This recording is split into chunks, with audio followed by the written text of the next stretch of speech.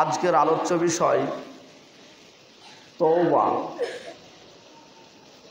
আমাদের চলন্ত মাস শাবান মাস, আমরা মাঝে মধ্যে সিয়াম পালন করছি, সাথে সাথে শাবান সহ যে কোনো সময় আল্লাহ রাব্বুল আলামিন এর নিকটে ক্ষমা চাইতে হবে, তওবা করতে হবে।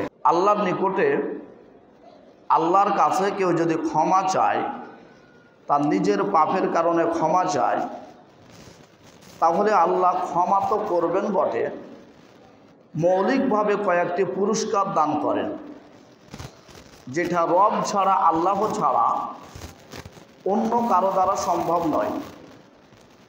পৃথিবীতে একজন কারো নিকটে কোনো ভুল করলে সেই ভুল আপনার সংশোধন সে অত সহজে করে না। আপনি এক থেকে একাধিকবার তাকে বলছেন যে আমার ভুল হয়েছে, তারপরে সে ক্ষমা করতে চায় না। অথচ আল্লাহ রাব্বুল আলামিন উনাকে কেউ যদি বলেন যে আমার ভুল হয়েছে, তাহলে আল্লাহ ক্ষমা করেন। ক্ষমা করার সাথে সাথে তিনি কিছু পুরস্কারের ঘোষণা করেছেন। আল্লাহ এবং ইবলিসের মাঝে বিষয়টা এমনভাবে হয়ে আছে যে ইবলিস শয়তান আপনাকে পাপ করতে করতে অনেক দূর এগিয়ে নিয়ে যাবে। তা আল্লাহর তার সাথে এইভাবে চুক্তি যে তুমি এখান থেকে পাপ শুরু করে এই পর্যন্ত নিয়ে এসেছো আমার বান্দাকে, আর আমার বান্দা এই জায়গাতে এসে যদি বলে যে আল্লাহ আমাকে ক্ষমা করো, তাহলে যেখানে শব্দটা বলেছেন এর পিছনটা আমি দেখবো না, ওদিক ক্ষমা করে দেব। এইভাবে ইবলিস এবং আল্লাহর মধ্যে একটা সমঝোতা হয়ে আছে। তো আল্লাহ রাব্বুল আলামিন পৃথিবীতে একজন নবী পাঠিয়েছিলেন, যাকে দ্বিতীয় আদম বলা হয়, নূহ আলাইহিস সালাতু ওয়াস সালাম। তিনি দাওয়াত দিয়েছেন অনেক দিন। নূহ আলাইহিস সালাম তিনি নিজে বলছেন যে আমি রাতে এবং দিনে মানুষকে দিনের কথা আহ্বান করেছি, এমনকি প্রকাশ্যে অপ্রকাশ্যে। নূহ আলাইহিস সালাতু ওয়াস সালাম তিনি বলছেন যে আমি প্রকাশ্য দাওয়াত দিয়েছি, অপ্রকাশ্য দাওয়াত দিয়েছি, রাতে দাওয়াত দিয়েছি, দিনে দাওয়াত দিয়েছি। এখান থেকে প্রমাণ হয় যে মানুষকে দিনের পথে ডাকতে রাত দিন বলে কথা নয়, যে কোনো সময় ডাকা যায়। তার সপক্ষে দলিল এটা। আপনি রাস্তাঘাটে চলমান অবস্থাও মানুষকে দিনের দাওয়াত দিতে পারেন। নবীজি মক্কা থেকে কোনো এক জায়গায় যাচ্ছিলেন, রাস্তার মধ্যে একটি কাফেলা পেলেন, তাদেরকে দাওয়াত দিলেন, তারা পুরো কাফেলাটা ইসলাম কবুল করলো। এই হাদিসগুলি বোঝা যায় রাস্তাঘাটে মানুষকে সুযোগ পেলে দাওয়াত দেওয়া যায়, দোকানে বসে দাওয়াত দেওয়া যায়। আপনি যত কষ্টে থাকেন না কেন, এমনকি যদি জেলখানায় থাকেন, সেখানেও মানুষকে দাওয়াত দেওয়া যায়। ইউসুফ আলাইহিস সালাম যখন তিনি জেলখানার মধ্যে ছিলেন, তখন তিনি দাওয়াত দিয়েছিলেন দুইজন ব্যক্তিকে। এইগুলি থেকে বোঝা যায় রাত দিন এলাকা কোনো ভেদাভেদ নাই, সুযোগ পেলে মানুষকে দিনের দাওয়াত দিতে হবে। নূহ আলাইহিস সালাতু ওয়াস সালাম তিনি বলছেন যে আমি রাত দিন প্রকাশ্য অপ্রকাশ্য দাওয়াত দিলাম, তারপরে দাওয়াত যখন গ্রহণ করলো না, এক পর্যায়ে আমি বললাম ফাকুলতু ইস্তাগফিরু রাব্বাকুম, আমি বললাম ইস্তাগফিরু রাব্বাকুম, তোমরা তোমাদের রবের নিকটে ক্ষমা চাও, ইন্নাহু কানা গফফারা, নিশ্চয় তিনি তোমাদের জন্য অধিক ক্ষমাশীল, ক্ষমা চাইলে আল্লাহ ক্ষমা করবেন। নূহ আলাইহিস সালাম স্বজাতিকে লক্ষ্য করে বলছেন ইস্তাগফিরু রাব্বাকুম, তোমরা তোমাদের রবের নিকটে ক্ষমা চাও, ইন্নাহু কানা গফফারা, নিশ্চয় তিনি অতীব ক্ষমাশীল।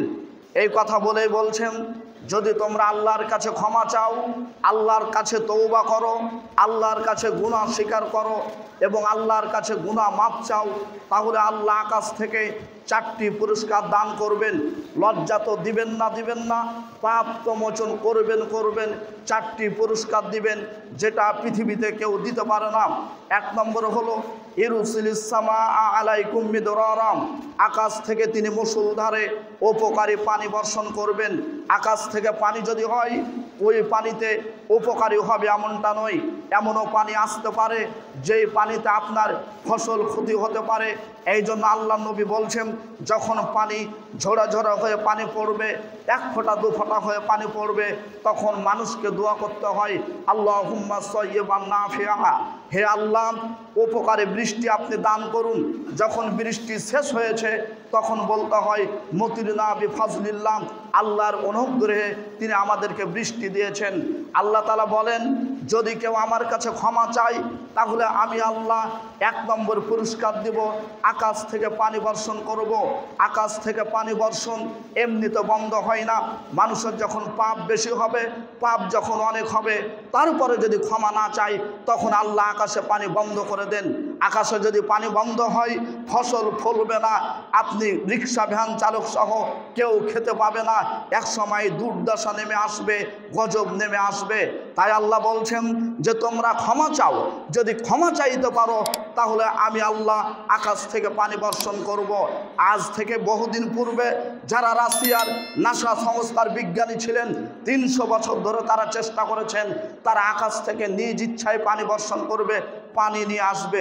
আকাশে যে যখন মেঘ দেখছে, রাশিয়ান নাসা সংস্থার বিজ্ঞানী যারা, তাদের ইচ্ছা হলো, আল্লাহ যখন ইচ্ছা করেন তখন পানি দেয়, এটা তো আমাদের মন মতো হয় না।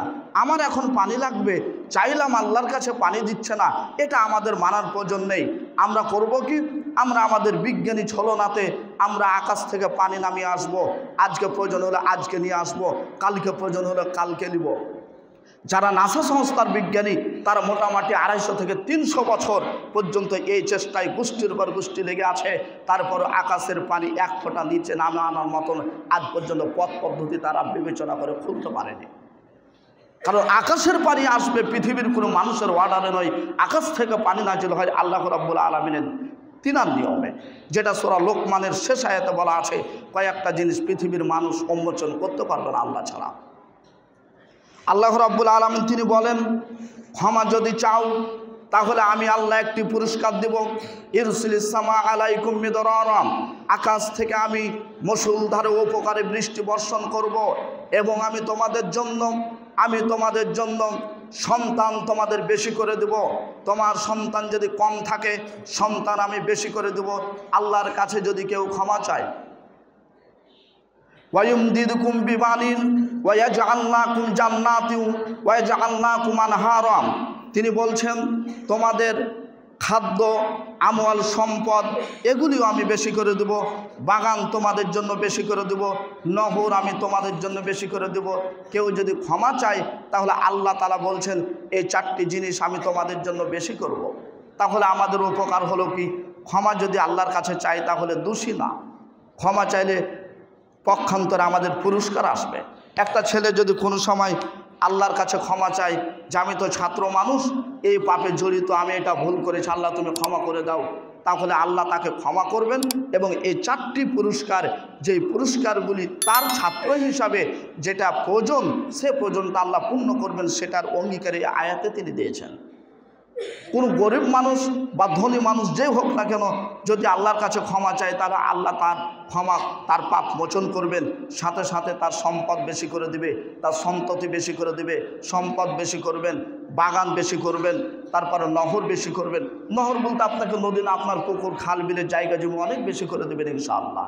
কাজেই যারা আলোচনা শুনছেন আল্লাহর কাছে বেশি বেশি ক্ষমা চাইতে হবে। আল্লাহ ক্ষমা চাওয়ার জন্য সুযোগ করে দেন, সকলে পড়ি আল্লাহুম্মা আমিন। আল্লাহ নবী সাল্লাল্লাহু আলাইহি সাল্লাম তিনি সর্বশ্রেষ্ঠ ব্যক্তি। তিনি আল্লাহর কাছে কিভাবে ক্ষমা চাইতেন, কোন নিয়মে ক্ষমা চাইতেন, কোন বাক্যগুলি ক্ষমা চাইতেন এবং দিনে কতবার ক্ষমা চাইতেন।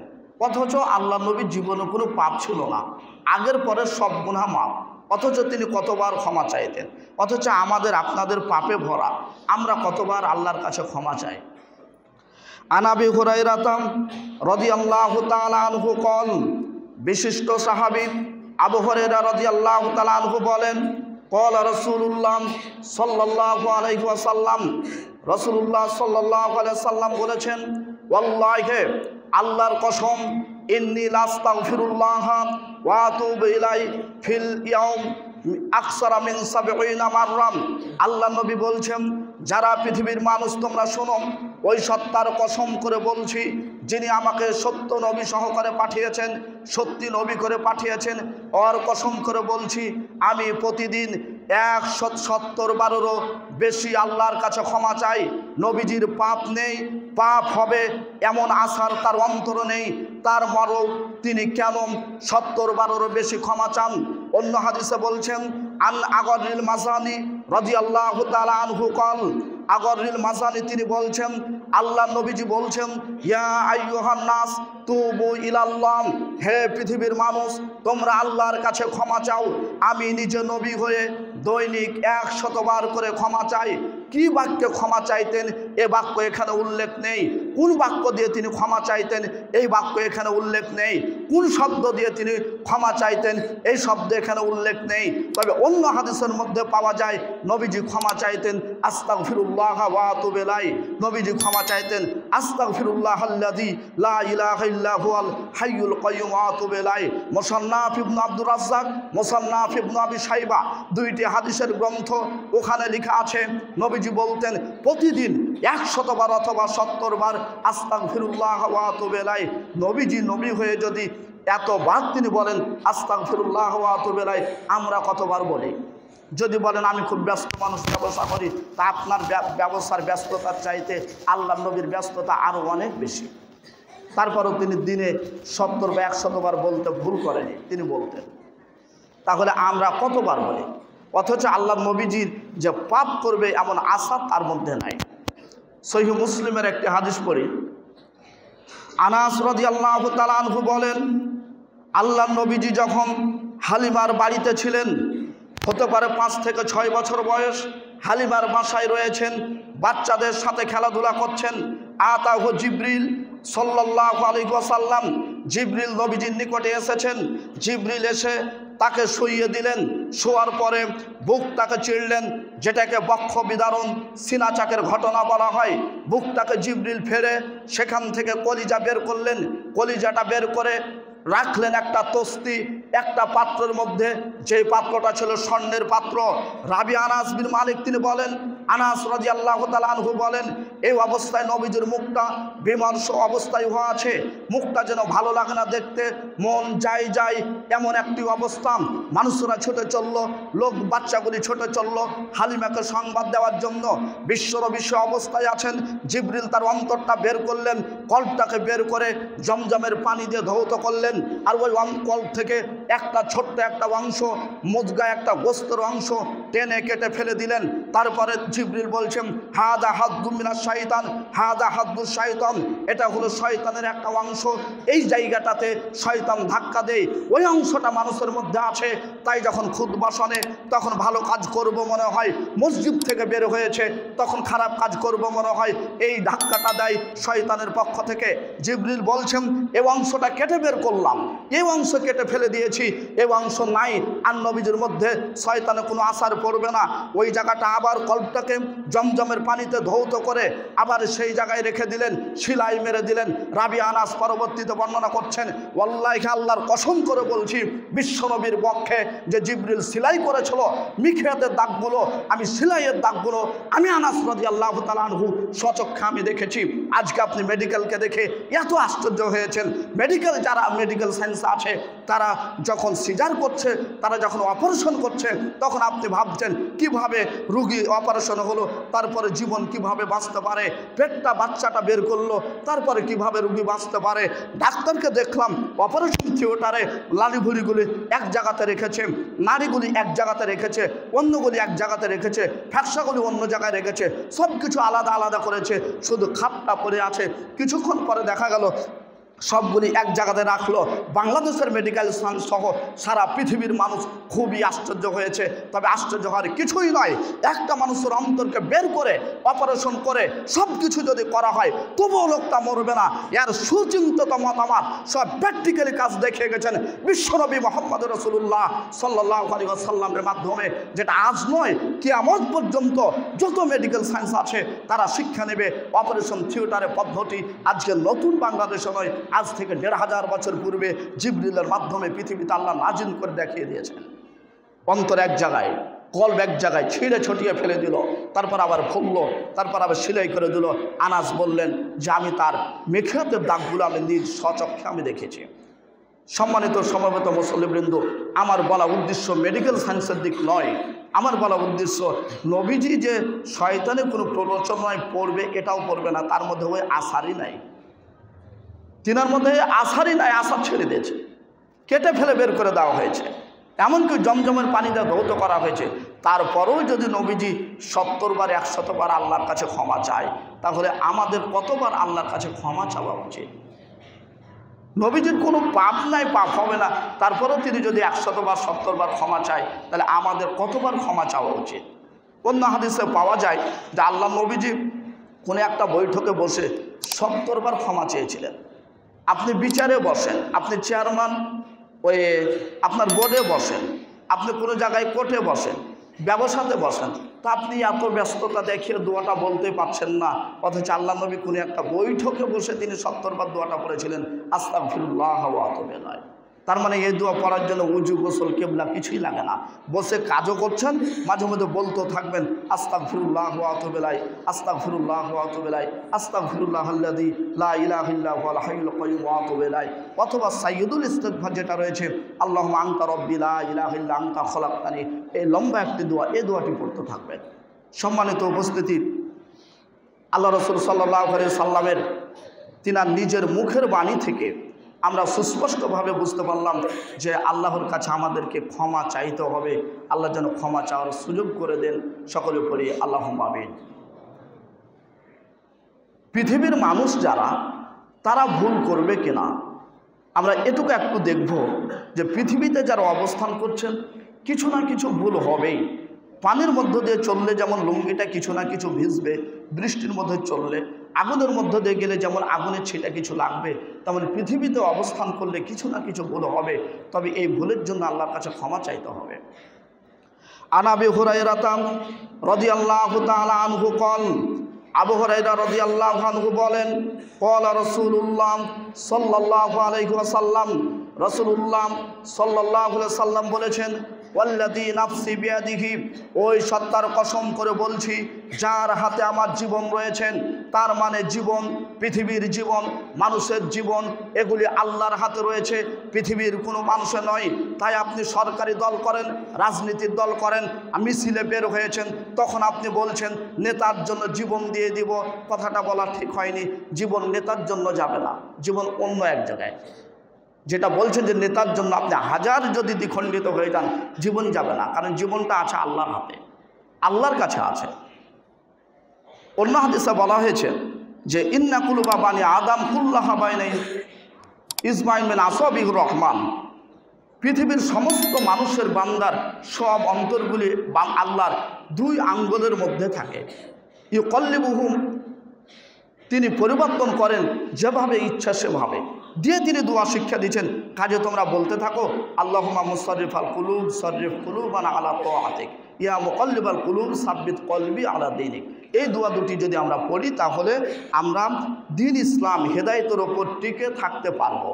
এই দোয়া দুটি আমরা চেষ্টা করব মনে রাখার, যে আল্লাহুম্মা মুসাররিফাল কুলুব সাররিফ কুলুবানা আলা তাআতিক, ইয়া মুকাল্লিবাল কুলুব সাব্বিত কলবি আলা দীনিক। ইনশাআল্লাহ আমরা চেষ্টা করব বলার। আল্লাহ নবী বলছেন ওয়াল্লাযী নাফসি বিয়াদিহি, ওই সত্তার কসম করে বলছি যার হাতে আমার জীবন রয়েছে, লাউলাম তাজনুবু লা যাহাবাল্লাহু বিকুম, যদি তোমরা পাপ না করতে তাহলে তোমাদেরকে আল্লাহ সরিয়ে দিতেন। ওয়ালা জাআ বিকওম, তারপরে এমন একটা গোষ্ঠী নিয়ে আসতেন, ইয়াজনুবুনা, তারা পাপ করত, ফায়াস্তাগফিরুনাল্লাহ, অতঃপর পাপ করার পরে আল্লাহর কাছে ক্ষমা চাইতো, ফায়াগফিরু লাহুম, তখন আল্লাহ তাদেরকে ক্ষমা করে দিতেন।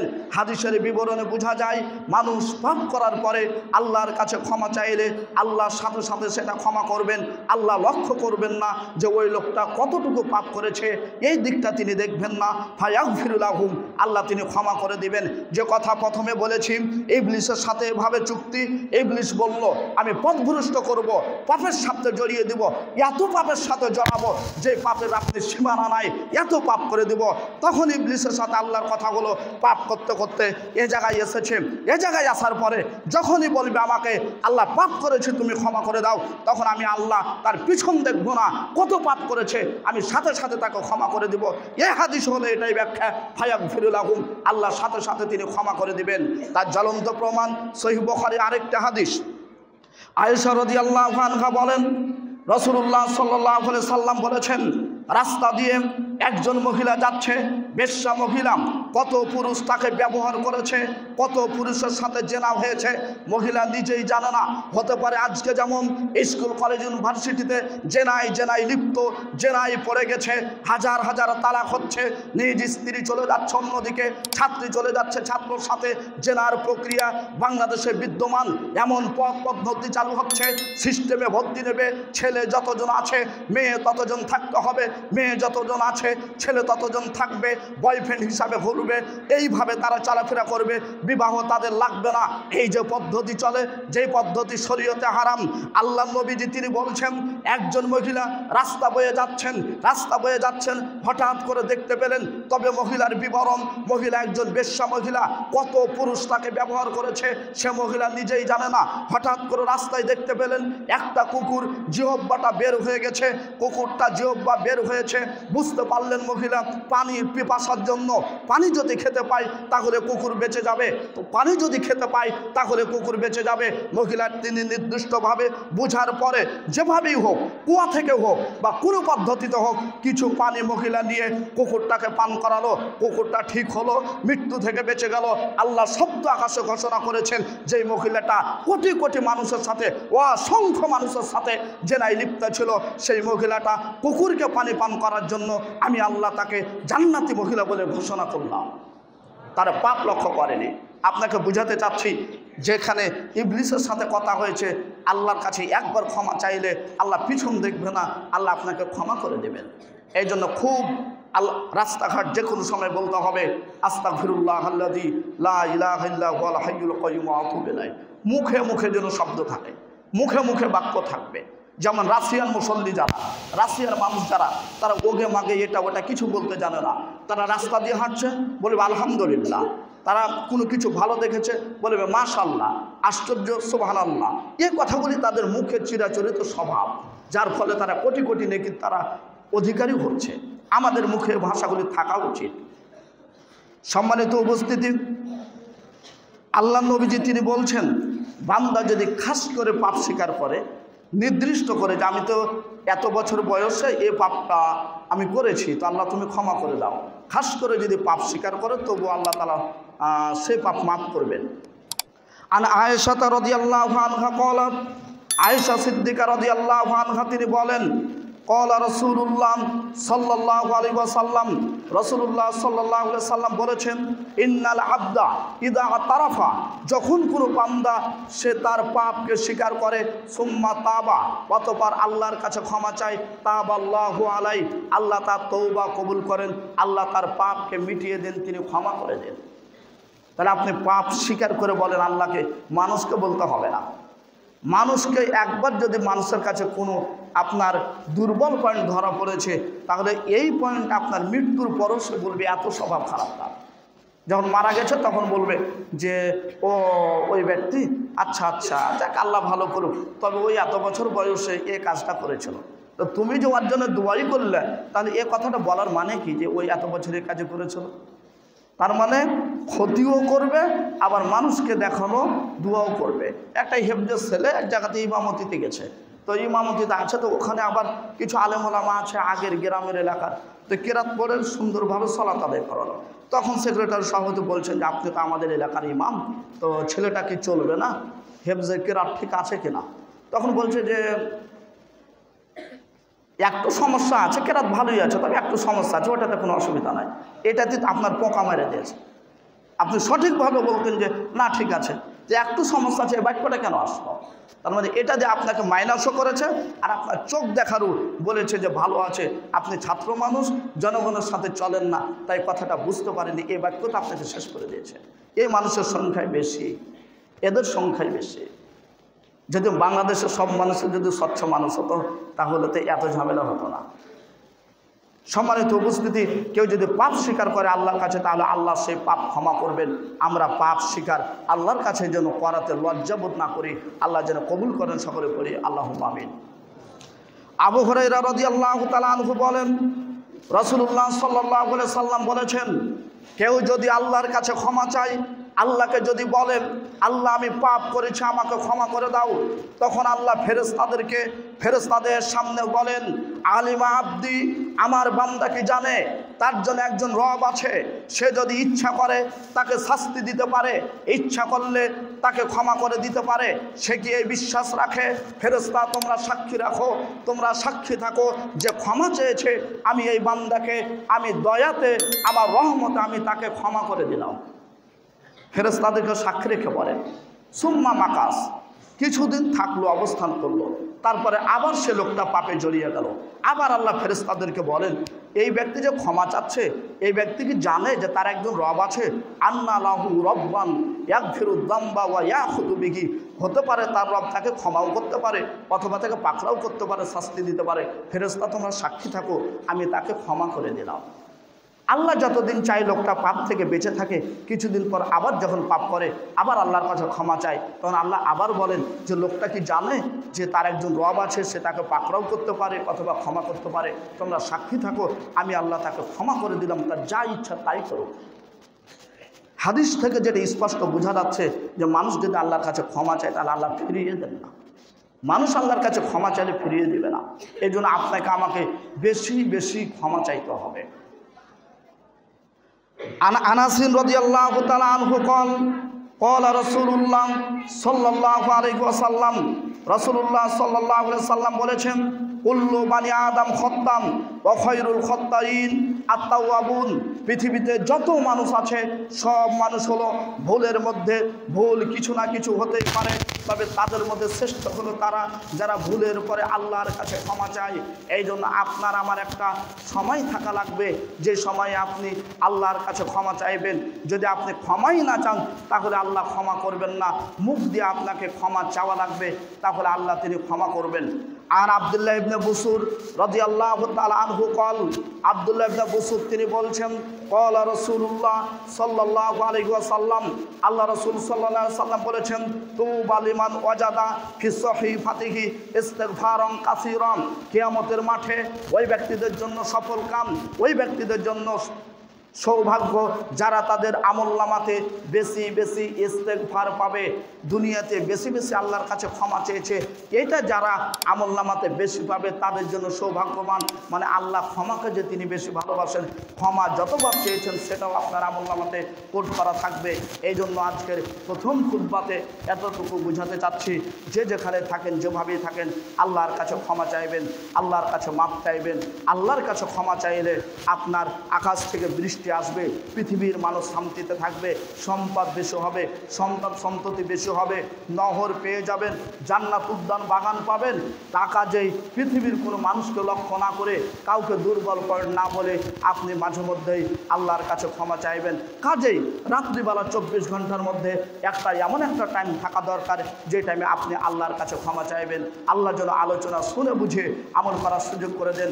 মুসলমান যারা, মুসলিম যারা দাবি করেন, শেষ রাত্রে উঠে আল্লাহর কাছে ক্ষমা চান, যে কোনো সময় আল্লাহর কাছে ক্ষমা চান, আল্লাহ যেন ক্ষমা চাওয়ার তৌফিক দান করেন, সকলে করি আল্লাহুম্মা আমিন। আলহামদুলিল্লাহি ওয়াহদাহ ওয়াসসালাতু ওয়াসসালামু আলা মান লা নাবিয়্যা বা'দা, আম্মা বা'দ। এতক্ষণ পর্যন্ত আমরা আলোচনা শুনছিলাম আল্লাহর কাছে ক্ষমা চাইলে আল্লাহ ক্ষমা করবেন ইনশাআল্লাহ। যতগুলি হাদিস পেশ করেছি, আরও একাধিক হাদিস এর পক্ষে প্রমাণিত, আরও 20 থেকে 25টা হাদিস পেশ করা যাবে সহিহ সনদের, যে হাদিসগুলি স্পষ্ট প্রমাণ বহন করে বান্দা আল্লাহর কাছে ক্ষমা চাইলে ক্ষমা করবেন।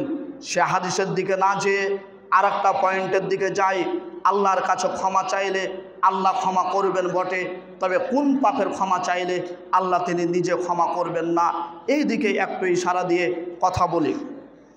যেগুলো হকুল্লাহ, এগুলির জন্য আল্লাহর কাছে ক্ষমা যদি চান তাহলে আল্লাহ ক্ষমা করবেন। এখানে বসে আছেন বা বাড়িতে আছে একজন ব্যক্তি, তো তার বয়স 60 বছর, 60 বছরে একদিনও সালাত আদায় করেনি। হঠাৎ করে একটা মাহফিল বা কোনো একটা ইজতেমা যেখানে কোরআন হাদিসের আলোচনা হচ্ছে সেখানে গিয়েছেন, তো আলোচনা শুনছেন। 60 বছর বয়স বা 70 বছর বয়সে একদিনও সে সালাত করেনি। তো লোকটা মাহফিলে যাওয়ার পরে, জান্নাত জাহান্নামের আলোচনা শোনার পরে লোকটি বলছেন যে আমি 70 বছর বয়স একদিনও সালাত পড়লাম না, তা আচ্ছা ঠিক আছে, আজকে যাওয়ার পরে যে ফজরের ওয়াক্ত আসবে এ ফজরের সময় থেকে আমি সালাত আদায় করব। এ কথাটা তিনি মুখে বলে দিয়েছেন, নিয়ত করে নিয়েছেন। রাস্তার মধ্যে দেখা গেল, ডাঙ্গিপাড়ায় বাড়ি, আমচত্বর থেকে আসছে, রাস্তার মধ্যে দেখা গেল যে রাস্তায় তিনি উল্টে পড়ে মারা গেলেন, সালাত পড়তে সুযোগ হয়নি। আল্লাহ নবীর হাদিস থেকে বোঝা যায় 70 বছর সালাত পড়েনি, 80 বছর সালাত পড়েনি, কিন্তু ওই যে কথাটা বলেছে যে আজকে থেকে সালাত পড়বো আর সালাত ছাড়বো না, রাস্তায় মারা গেল, এই লোকটা আল্লাহ বলেছেন এই লোকটা আমি জান্নাতে প্রবেশ করাবো।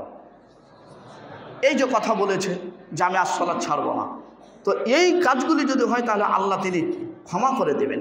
তবে যদি হক কল ইবাদ নষ্ট হয় তাহলে আল্লাহ ক্ষমা করবেন না।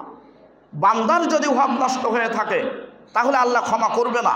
বান্দার হক মানে মেয়ে জমি পেত, আপনার বোন জমি পেত, ওই জমিগুলি আপনি দেননি, ওই জমি আপনি এমনি নিয়ে নিয়েছেন। তবে মেয়ে কি করবে, বোন কি করবে, ওই জমি আজকে খাচ্ছেন, বড় অফিস আদালতে ঘুরছেন, আপনি ঘুষ অন্যের কাছে নিচ্ছেন। এক কথায় যেগুলি অন্যায়ভাবে আপনি নিয়েছেন সেগুলির জন্য আল্লাহর কাছে যদি তওবা করেন আল্লাহ এই তওবা কবুল করবেন না। এমনকি কাবা ঘরের গেলাপ ধরে যদি কান্নাকাটি করেন তবু আল্লাহ তাআলা ক্ষমা করবেন না। আল্লাহ তাআলা হক, আল্লাহ রসুল হককে এইভাবে দেখেছেন। আরেকটি হাদিস পেশ করি।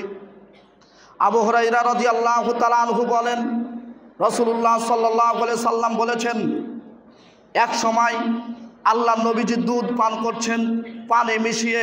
দুধ কেউ যদি পান করতে চায় তাহলে তার উচিত হবে দুধে পানি মিশিয়ে। আজ থেকে বহুদিন পূর্বে বিশ্বনবী দুধে পানি মিশিয়ে পান করতেন। যত মেডিকেল সায়েন্স চলবে, যত সামনে যাবে, তারা সুচিন্তিত মতামত অনুযায়ী দেখতে পাবেন যদি কেউ দুধ পান করে, ওই দুধ যদি স্বাভাবিক পান করে, শুধু এমনি দুধ পান করে, তাহলে তার কোনো ক্ষতি আসতে পারে।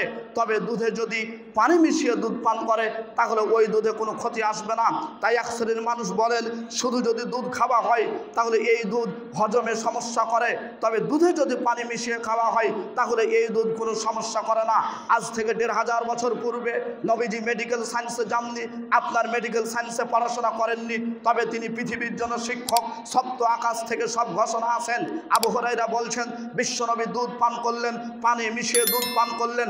দুধ পানি মিশিয়ে খেতে হবে, তবে দুধ পানি মিশিয়ে বিক্রি করা শরীয়তে হারাম। দুধে পানি মিশিয়ে বিক্রি করা চলবে না। আবু হুরায়রা বলছেন আল্লাহর নবী দুধ পান করলেন, বাম দিকে বসে আছে আবু বকরের মতো ব্যক্তি, বসে আছেন ওমরের মতো ব্যক্তি, বসে আছেন উসমানের মতো ব্যক্তি। আবু বকর বসে আছেন, তার মানে বিশ্বনবীর পরে আবু বকর খলিফা হবে।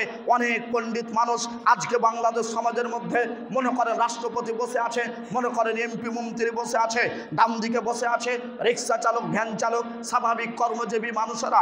তবে নবীজির যখন দুধ বা পানি খাওয়ার পরে গিলাসে কিছু বেঁচে থাকতো, এই খাবারটা সবাই খাওয়ার চেষ্টা করতো।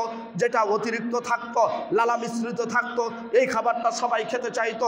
আল্লাহ নবীজি দুধ পান করছেন, দুধে পানি মিশিয়ে পান করছেন, গিলাসে কিছু রেখা আছে। এইবার আবু হুরায়রা হাতে নিলেন। আবু হুরায়রা হাতে নেওয়ার পরে তিনি বলছেন আমি কোন দিক থেকে শুরু করি, কারণ বাম দিকে বসে আছে আবু বকর, বাম দিকে বসে আছেন ওমরের মতো ব্যক্তি, বাম দিকে বসে আছেন উসমানের মতো ব্যক্তি, ডান দিকে বসে আছে রিক্সা চালক, ডান দিকে বসে আছেন ভ্যান চালক, ডান দিকে বসে আছেন স্বাভাবিক দোকান দিয়ে যে খাই, এই লোকটা আমি কোন দিকে শুরু করি।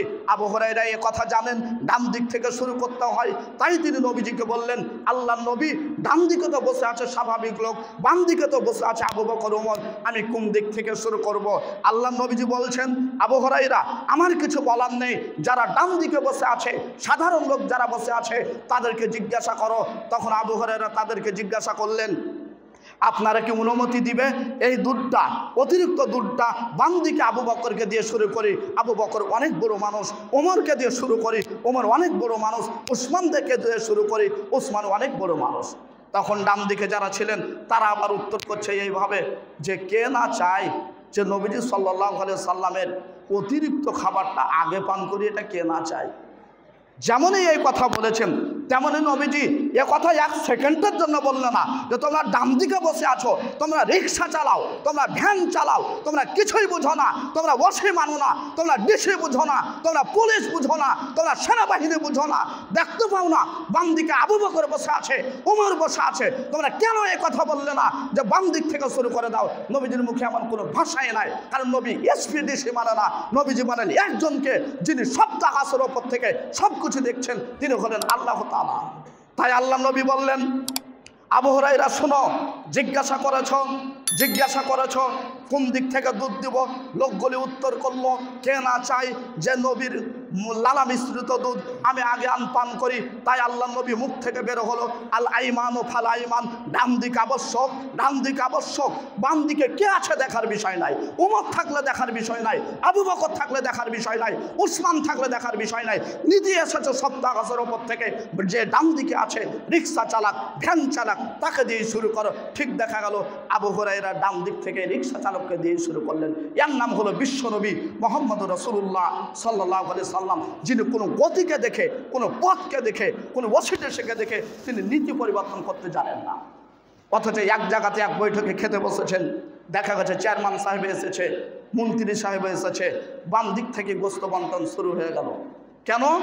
তারা বড় মানুষ, বাম দিক থেকে না দিলে বড় পৃষ্ঠা তারা পাবে না। তারা কি বলবে যদি চেয়ারম্যানকে আগে দিতে হয়, মেম্বারকে আগে দিতে হয়, ডাক্তার মাস্টার আলেম ওলামাকে আগে দিতে হয়, তাহলে তাদেরকে ডান দিকে বসতে হবে, বাম দিকে আসবে না। আপনি আবু বকর ওমরের সাথে পৃথিবীর কোনো মানুষকে মিলাতে পারবেন না। এরকম ব্যক্তি বসে আছেন, তারপরে নবীজি অনুমতি দিলেন না। আমি আপনাকে বলতে চাচ্ছি হক কি জিনিস। অল্প দুধ বাম দিক থেকে শুরু করলে কি হতো? আপনি বলছেন যে যাকে বোনের অনেক সম্পদ আছে, বোনকে সম্পদ দিব না, তো নবীজি যে একটু হেরফের করলেন না। আহলে হাদিস তো সবাই, সহিহ আকীদা তো সবাই, তবে আপনার আহলে হাদিস আল্লাহ কবুল করবে কিনা এটা আপনার বিবেচনায় যেন থাকে, আপনার আকীদা গ্রহণ হচ্ছে কিনা এটা যেন বিবেচনায় থাকে। শুধু 5 ওয়াক্ত সালাতে হাত বাঁধতে হবে এখানে আর দোয়া করতে হবে না, এটাতে আপনি সহিহ আকীদা, আর কোটি কোটি টাকা মারিং কাটিং করছেন আর ওখানে ফিরে আপনার সহিহ আকীদা খাটে না। আর মসজিদে ঢুকে কত প্রশ্ন করলাম রব্বানির কাছে, হাত এখানে ধরেছি, তারপরে যদি এভাবে চলবে না, না তো চলবে, তা হাত নামতে নামতে এদিকে যে পড়ে গেলে চলবে না, কত প্রশ্ন শেষ নাই। পরবর্তীতে শুনে দেখলাম ওই হলো ওই এলাকার 1 নম্বর চশমা করো, সব জায়গায় যদি বিভেদ খাচ্ছে। অথচ মসজিদে আসার পর পীর সাহেব সেজে গেছে, জুব্বাটা কত সুন্দর। তো আমি তো পীর আপনাকে ভাবি, তবে ফেরেশতা যে কবর আছে পীর ভাবে না। আপনি দেখেন এভাবে, আপনি লেখেন আর বুঝেন, আর আপনি এলাকায় দেখেন এইভাবে নিয়ম চলছে। আর আলেম ওলামার দুর্নাম এত করতে পারে, ওই মনে হচ্ছে থিসিস করেছে এর ওপর। অথচ ওর বউ কোথায় ঘুরছে, ওর ছেলে মেয়ে কোথায় ঘুরছে, ওদেরকে খেয়াল নাই। আমাদের প্রতিষ্ঠানে একটা ছেলে, আমি কথাতে অনুমতি দিচ্ছে কথা নয়, তবে একটা ছেলে আপনি পেয়েছেন যে আমচত্বরে ঘুরছে, তখন বাজে রাত 9টার সময়, তা আপনার বিবেচনা এত খারাপ হলো কেন প্রতিষ্ঠানের ওপর? আপনার বিবেচনা হতে হবে এটা প্রতিষ্ঠান খারাপকে ভালো করার জায়গা, এটা ট্রেনিং সেন্টার, এখানে ছেলেরা শিখবে। এখানে যারা মোকাল্লাফ নয়, শরীয়তের দায়িত্বপ্রাপ্ত নয়, ওই ছেলেগুলি এখানে আছে। আপনি মসজিদের গেটে এসে বলছেন যে এটা কি পথ, ওই ছেলেটা লাফ দিয়ে চলে গেল নুরানির বাচ্চা, তা আপনার তো মাথায় মগজ নাই যে লাফ দিয়ে চলে গেল নুরানি বাচ্চা, ওর ওপর সালাত ফরজই নাই, ওকে ট্রেনিংয়ের জন্য মসজিদে নিয়ে আসা হয়েছে, ওর ওপর সলাতে এখন ফরজ হয়নি। ভুল ধরতে খুব পারা যায়, তবে কাজ করতে বহু কঠিন। আপনার 3টা বাচ্চা কন্ট্রোল করা কঠিন, আর আমাদেরকে 1800 বাচ্চা 2000 বাচ্চা কন্ট্রোল করতে হয়, তাহলে কত কঠিন। একবার এসে বসে দেখেন গোলাম রব্বানি 2টা তার শরীরে বাড়ি দিয়ে, লাঠির বাড়ি দিয়ে থেমে গেছে, তাই আপনার খুব রাগ হয়েছে, আপনি আসলে বাচ্চা কুরবানি করে দেবেন, এত ছেলেরা জ্বালাতন করে।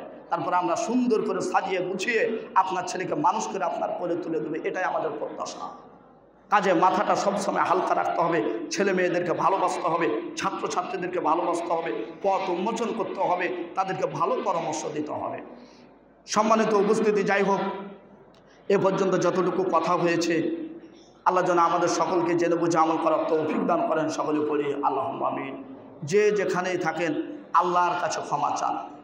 পাপের সাথে আমরা অনেক জড়িত, পাপের সাথে অনেক জড়িত। আপনি সালাত বলেন, সিয়াম বলেন, এটা ওটা বলেন, ব্যবসা বলেন, ইত্যাদি পাপের সাথে আমরা জড়িত থাকি।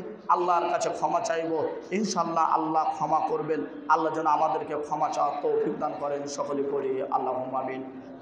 আপনাদের ছেলে মেয়ে যে যেখানে পড়াশোনা করছে, বিশেষ করে জামিয়া সালাফিয়ায় যারা পড়াশোনা করছে, আল্লাহ যেন তাদের মেধা মস্তিষ্ক যেন খুলে দেন, সুন্দর সূক্ষ্ম থেকে সূক্ষ্ম পড়াশোনা করার সুযোগ করে দেন। যারা শিক্ষক হিসাবে আছি, আল্লাহ যেন আমাদেরকে সুন্দর সুশিক্ষা দেওয়ার সুযোগ করে দেন। ছেলেদের যতটুকু প্রয়োজন অতটুকু প্রয়োজন মোতাবেক যেন আমাদেরকে শিক্ষা দেওয়ার সুযোগ করে দেন। ছেলে মেয়ে প্রতিষ্ঠানে থাকার জন্য যেমন খাবারের প্রয়োজন, তেমন সুস্থতার প্রয়োজন। আল্লাহ যেন ছেলে মেয়েদেরকে প্রতিষ্ঠানে সুস্থভাবে রাখেন। ছেলে মেয়েকে পড়ানোর জন্য পিতামাতার অনেক ধৈর্যের প্রয়োজন। আল্লাহ তাআলা যেন আপনাদেরকে যারা অভিভাবক আছেন পূর্ণ ধৈর্য দান করেন। পৃথিবীর গণিত, ইংলিশ, পদার্থ, রসায়ন এগুলি পড়তে যদি কোনো কষ্ট নাও আসে, হতে পারে, তবে একটা বিদ্যা পড়তে কষ্ট আসবে, সেটা হলো কোরআন এবং সুন্নাহ। এই বিদ্যা আমি যতটুকু দেখেছি কোরআন হাদিসে, এই বিদ্যা কষ্ট ছাড়া আসবে না। প্রথম হাদিস, যেদিন গারে হিরাতে বসে আছে, আমি বিশ্লেষণে যাচ্ছি না, যেদিন গারে হিরাতে নবীজি বসে আসলেন আর জিবরিল এসে বললেন ইকরা, পড়ো, আর তারপরে ফাওয়াক্তানি, আমাকে চাপ দিলেন, আর চাপের সাথে আমি কষ্ট পেয়ে গেলাম। আপনি বাড়িতে ব্যাখ্যা করেন জিবরিল কেন চাপ দিলেন, কেন নবীজি কষ্ট পেল। প্রথম সূচনা থেকে বলা যায় যে ওহীর জ্ঞান কষ্ট ছাড়া আসবে না আপনার কাছে। প্রথম যেদিন ওহী নাজিল হচ্ছে গারে হিরাতে, প্রথম ওহী, যার আগে কোনো আয়াত নাজিল হয়নি, সে আয়াতের সময় জিবরিল আল্লাহ নবীকে চাপ দিলেন। নবীজি নিজে বলছেন যে যখন চাপ দিলেন তখন আমার অনেক কষ্ট হলো, যে কষ্টের কারণে আমি খাদিজাকে এসে পরবর্তীতে ভয় পেয়ে বলেছি যে জাম্মিলুনি জাম্মিলুনি। প্রথম নবীজি তিনি একটু ভয় পেলেন, বিশ্লেষণ আপনার চাপাচাপি হলো কেন। সম্মানিত উপস্থিতি, এইভাবে যত সিস্টেম নিচে নেমে আসবেন দেখবেন এই বিদ্যাতে কিছু না কিছু কষ্ট পাবেন। ইসমাইল আলাইহিস সালামকে রেখে ইব্রাহিম চলে গেলেন আল্লাহর ফেরেশতার মাধ্যমে, সেখানে জমজম কূপ উৎপত্তি হলো। ইসমাইলের নাম কিয়ামত পর্যন্ত চালু থাকলো। অথচ ইসমাইলকে যখন রেখে যাচ্ছিলেন তখন ইব্রাহিমের মনে কি কিছুই কষ্ট হয়নি? কত কষ্ট হয়েছে। এইভাবে দিনের কাজ যারা, এই নবুয়তের জ্ঞান যেখানে আছে, আর ওলামা ওয়ারাসাতুল আমবিয়া, কষ্টের পর কষ্ট। তবে সব কষ্ট মনে রাখতে হবে না, একদিন আপনি কষ্ট ভুলে যাবেন। যেদিন সহিহ বুখারীর দার্স নিয়ে আপনি চলে যাবেন, তখন দেখবেন যে আপনার মর্যাদা সম্মান কতটুকু। সকল ছাত্রকে একটি পরামর্শ, ছাত্রী সহ সকলের কাছে পরামর্শ, যারা এই প্রতিষ্ঠানে এসেছেন, যারা আরবিক পড়াতে বিশ্বাসী হয়েছেন, জীবনে কোটি টাকার মালিক না হলেও এই বিদ্যার উপর দিয়ে আপনি জীবন পরিচালনা করিয়েন। যদি পারেন বড় প্রতিষ্ঠানে শিক্ষকতা করিয়েন, যদি পারেন উল্লেখযোগ্য প্রতিষ্ঠানে আপনি শিক্ষকতা করেন, যদি তাও না পারেন পঞ্চম পর্যন্ত করেন, তাও না পারলে এলাকার বক্তব্যের সাথে জড়িত থাকেন, কিন্তু বেশি টাকা ইনকামের নেমে কোনো ব্যবসাতে যেন না, এই পথের সাথে যুক্ত থাকেন। নচেত আপনি কোনো একটা জায়গাতে ছোট্ট করে দুখান টিন তুলে একটা মক্তব সিস্টেমে 5টা ছাত্রকে পড়ায়েন। তবু আমি গোলাম রব্বানী আজকের খুতবাতে সকল ছাত্রছাত্রীর জন্য আমার বিশেষ পরামর্শ থাকলো যে আপনি যেহেতু এই প্রতিষ্ঠানে এসেছেন, সেহেতু এই প্রতিষ্ঠানে এরকম দিনই কাজের সাথে আপনি যুক্ত থাকেন, দিনই কাজের ওপর দিয়ে আপনি রিজিক অন্বেষণ করিয়েন। আপনার আখেরাত, এই দুনিয়া ওই দুনিয়া সব কিছু আল্লাহ হেফাজত করবেন। আল্লাহ যেন হেফাজত করেন, সকলে বলি আল্লাহুম্মা আমিন। আমরা দোয়া করি আল্লাহ আমাদের সকলকে হেফাজত করুন, ছেলে মেয়েদেরকে কোরআন সুন্নাহ জানানোর সুযোগ করে দিন। যারা পিতামাতা রয়েছেন ধৈর্য পরিচয় দিয়ে ছেলে মেয়েকে পড়াশোনা করার সুযোগ করবেন, আল্লাহ যেন তাদেরকে সে ধৈর্য ধারণ করার সুযোগ করে দিন। এবং সাথে সাথে দোয়া করি আমরা এখানে এসেছি, আল্লাহ যেন আমাদেরকে এখানে থাকার সুযোগ করে দেন। জামিয়া সালাফিয়াকে যেন আল্লাহ কবুল করেন, এবং জামিয়া সালাফিয়া তাদের যে মন মস্তিষ্ক, যে গন্তব্য সামনে এগিয়ে যাওয়ার সেই পথকে যেন আল্লাহ তাআলা আকাশে কবুল করেন, সে কাজগুলিকে যেন সহজ করে দেন। আমাদের ছেলেমেয়েরা থাকার জন্য, খাওয়ার জন্য যত কিছু সমস্যা আছে আল্লাহ যেন গায়েবীভাবে সেগুলি সমাধান করেন। পরিশেষে দোয়া করি যে আমরা এখানে যেভাবে বসে আছি, আল্লাহ আমরা মানুষ হিসাবে ভুল ত্রুটি থাকতে পারে, আল্লাহ যেন আমাদের ভুল ত্রুটি ক্ষমা করেন, সকলে পড়ি আল্লাহুম্মা আমিন। এবং সাথে সাথে দোয়া করি আমরা এখানে যেভাবে একসাথে বসে আছি, আল্লাহ যেন আমাদেরকে জান্নাতে ক্ষমা করে আমাদেরকে জান্নাতে যেন এভাবে একসাথে থাকার তৌফিক দান করেন, সকলে পড়ি আল্লাহুম্মা আমিন। এখান থেকে আজকের খুতবা শেষ করছি। ওয়া সাল্লাল্লাহু আলাইহি ওয়াসাল্লাম।